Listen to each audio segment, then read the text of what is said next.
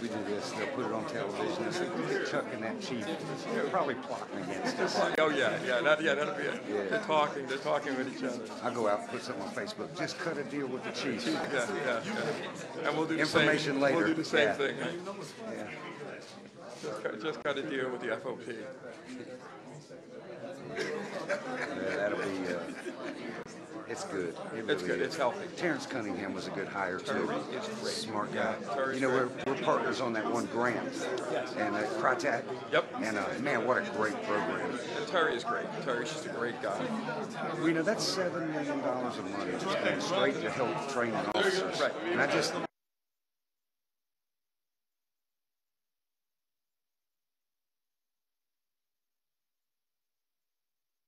We got a lot of people that are in training and management. Right.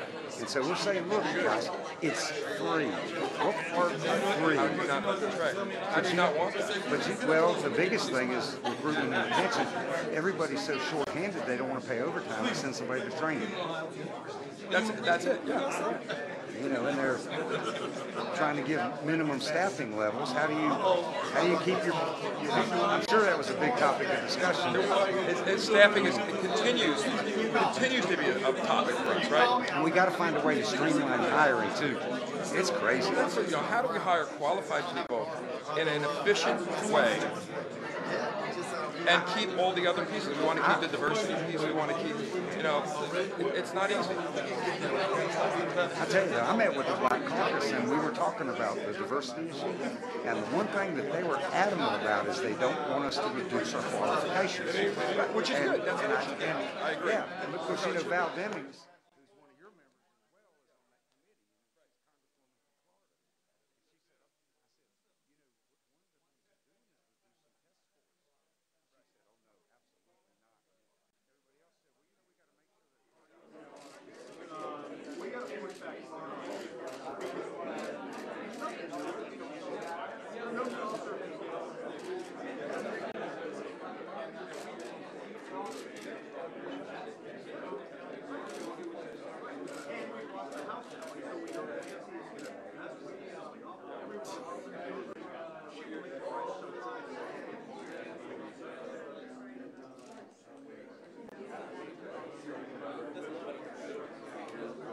one city, went to jail and prison management school, and the next city over recruited me out of the class.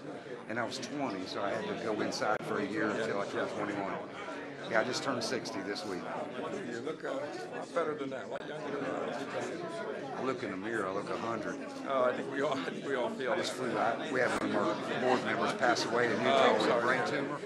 And it's just an ungodly 13-hour travel day both ways.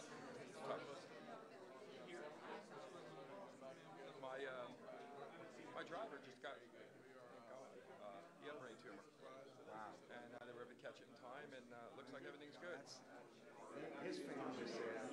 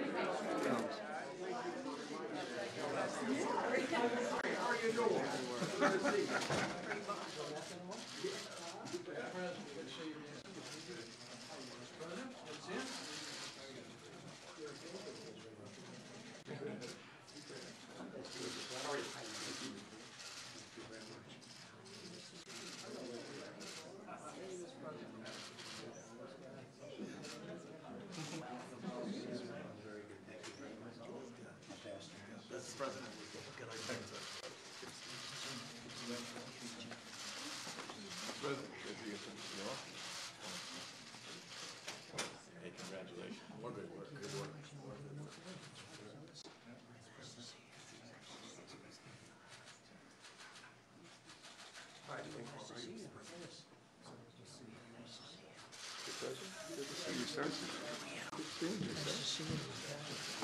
Nice to see you.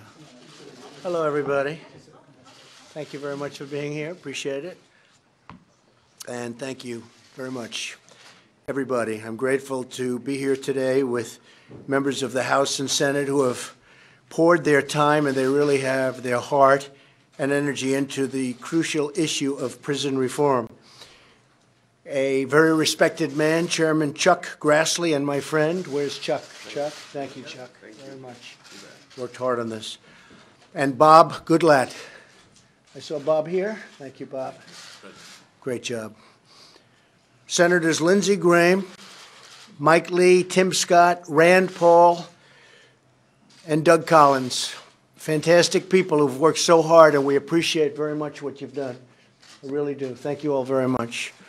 Working together with my administration over the last 2 years, these members have reached a bipartisan agreement. Did I hear the word bipartisan? There you go. Did I hear that word? Huh? That's a nice word. Bipartisan agreement on prison reform legislation known as the first step. And that's what it is. It's a first step, but it's a very big first step.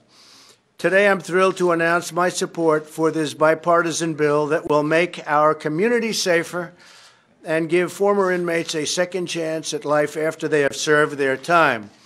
So important. And I have to tell you, I was called when I announced, and when we all announced together this news conference, by some of the toughest, strongest law enforcement people, including politicians, by the way, who are so in favor of it. And I was actually surprised by some, like, as an example, Mike Lee and Rand Paul and others. No, it's got tremendous support at every level. It's really great.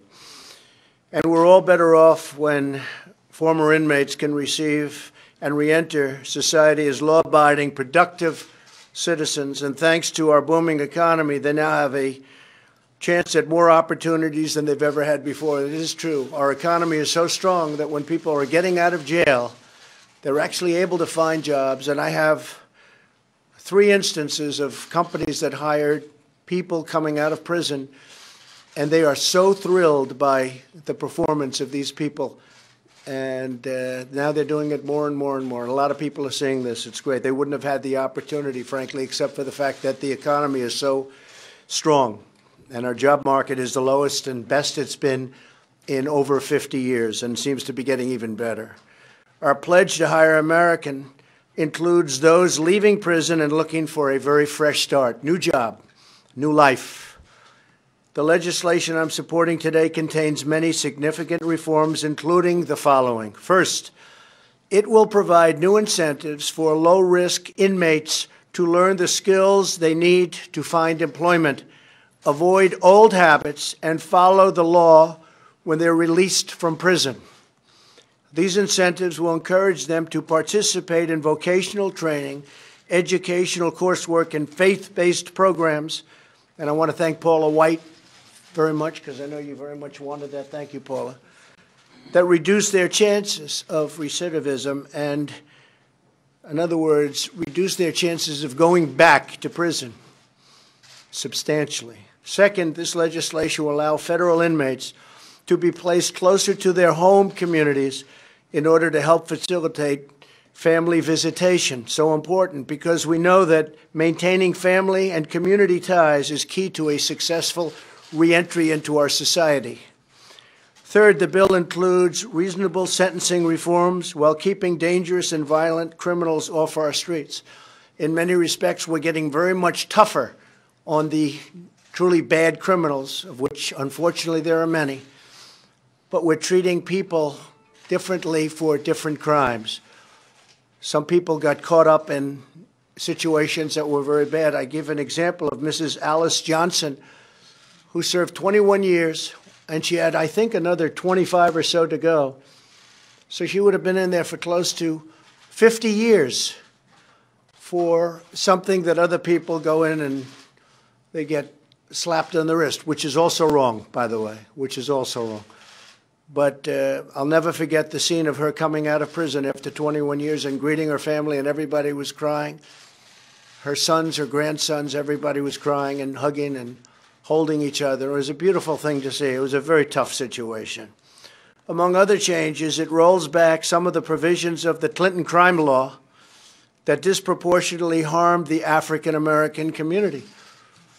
And you all saw that, and you all know that. Everybody in this room knows that. It was very disproportionate and very unfair. Throughout this process, my administration has worked closely with law enforcement. Their backing has ensured that this legislation remains tough on crime. It's got to remain very tough on crime, and supports the tremendous work of our police and the tremendous job that law enforcement does throughout our country, our communities. They do an incredible job. We have great respect for law enforcement. We're honored that 7 of the major police organizations, including the Fraternal Order of Police and the International Association of Police Chiefs, have fully endorsed this bill.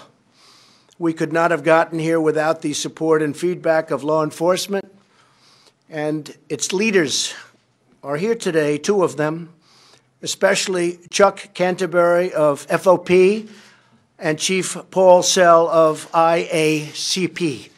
Thank you very much. Thank you very much. I appreciate that very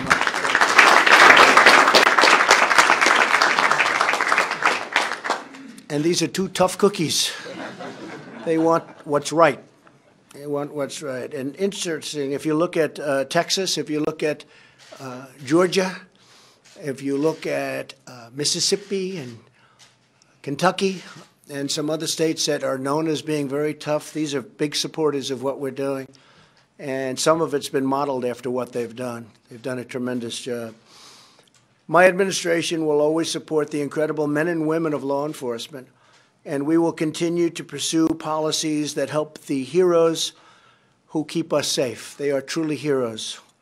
We also thank the more than 2,000 leaders in the faith community who have signed a letter of support.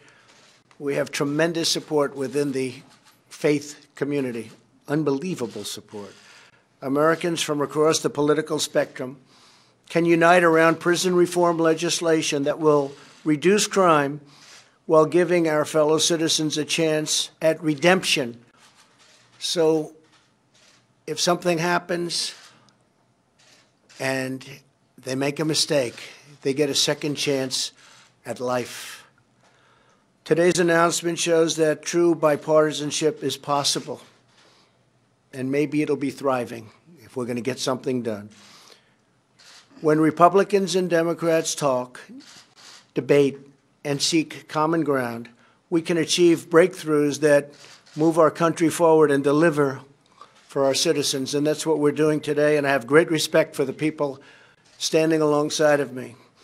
I urge lawmakers in both House and Senate to work hard and to act quickly and send a final bill to my desk, and I look very much forward to signing it. This is a big breakthrough for a lot of people. They've been talking about this for many, many years.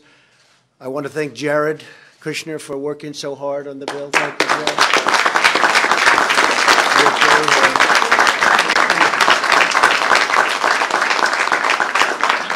He really did. He worked very hard. He feels very deeply about it. And it's my honor to be involved, and it'll be an even greater honor to sign.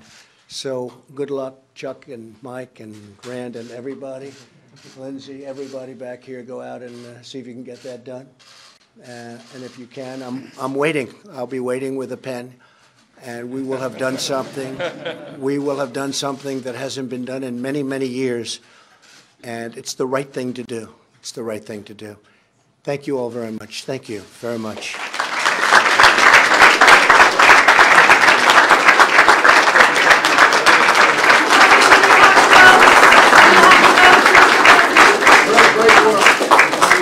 Mr. President, do you have the votes? Mr. President, are you going to fire Mira Ricardel?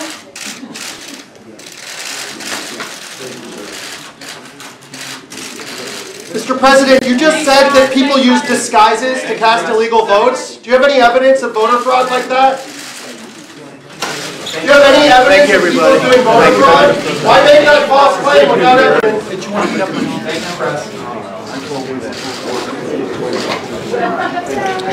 Good work.